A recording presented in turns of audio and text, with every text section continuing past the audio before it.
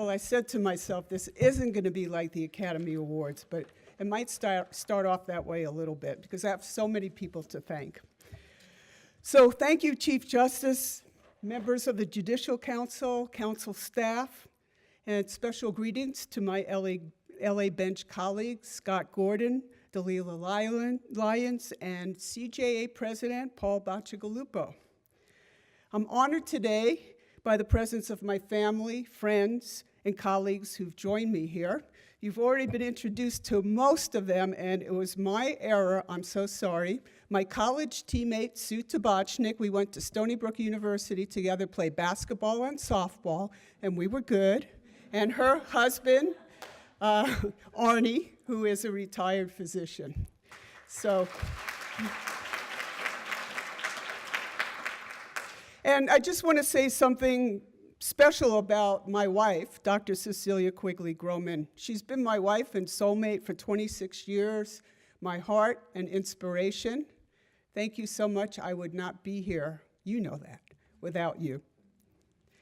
The most gratifying aspect of my legal career began when I became a juvenile court judge.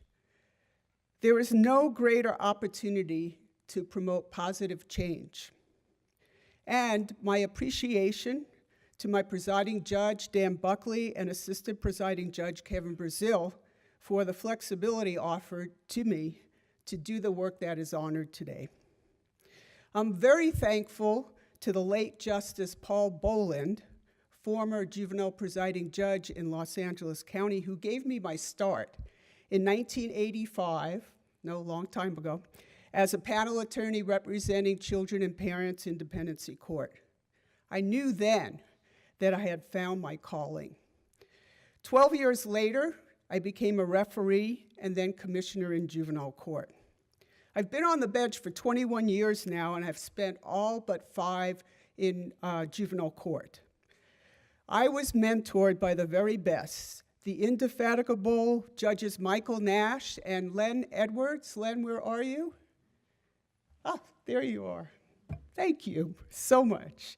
Their enthusiasm and tireless advocacy showed me the true meaning of 5.40 of what I call the manifesto to the juvenile court bench, which in part commands us to provide active leadership within the community and to develop resources and services for at-risk children and families. What a wonderful charge, what a great opportunity to do so much for the community.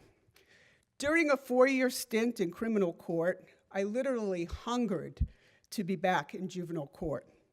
I was inspired by Paul Bacigalupo's successful run for Superior Court Judge. Where are you, Paul? There you are. I was elected to an open seat with the stated goal of becoming a leader in the juvenile court. I actually campaigned on that goal. And thank you to my wife for her unwavering efforts and support in a very long year process of running for Superior Court Judge. A few years before that, Proposition 21, based on the later debunked myth of the juvenile superpredator, dramatically shifted the emphasis in juvenile court to punishment rather than rehabilitation. There was work to be done. Back on the juvenile court bench, I collaborated with like-minded people to ensure that our youth and families were afforded every opportunity to chart a steady course regardless of past mistakes, socioeconomic status, race, gender, familial circumstances. I joined forces with learned colleagues, Judge Marla Anderson, Stacy Boulware-Uri, Carolyn Cayeti, Maria Hernandez, who you saw on the video, to teach juvenile court judges. We taught substantive law, but we did so through the lens that the adolescent brain is still in development until approximately age 25, that impulsive and irresponsible actions are part of the maturation process for young people. Involvement in the juvenile justice system often causes more harm than good. Positive rewards are what have been proven to be extremely effective. And even just contact with law enforcement is enough to set a young person back in their educational goals. A special thanks to CJER staff attorney Nanette Zavala, always in perpetual motion and striving to bring our education programs to a level of near perfection. I was inspired by my colleagues who created specialty courts, headed and served on task forces and committees, held conferences, authored treatises, testified before legislative bodies, championed sexually exploited children, and at all times recognized the need to address racial, gender, and ethnic disparities, various social issues, tribal issues, safeguarding the rights of LGBTQ youth, and so much more. There is no lack of champions in the California trial court of judicial officers who are willing to give their all. And assisted by mighty judicial council attorneys staff like Chris Cleary, Tracy Kenny, Audrey Fancy. We have taken to heart this quote from First Lady Michelle Obama. We've got a responsibility to live up to the legacy of those who came before us by doing all that we can to help those who come after us.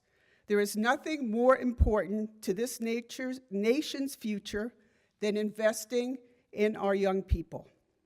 In short, I am blessed. Every workday, I serve the public, dispense justice, due process, treat people with kindness and respect. I'm their best cheerleader. Ben Azai, a second-century Talmudic scholar, is known to have stated the following, which encapsulates my philosophy on the bench. Treat no one with scorn. Regard nothing as useless. For all people have their moment, and all things have their place. Diamonds, when found in the ground, may look like worthless pieces of glass. It takes an expert to see the precious gem that is hidden within. Become an expert in human beings. Learn to see each one as a diamond in the rough. Thank you, Chief Justice, for your dedication to our cause and the opportunity to promote the success of our young people in the various initiatives that you champion. Thank you, everyone.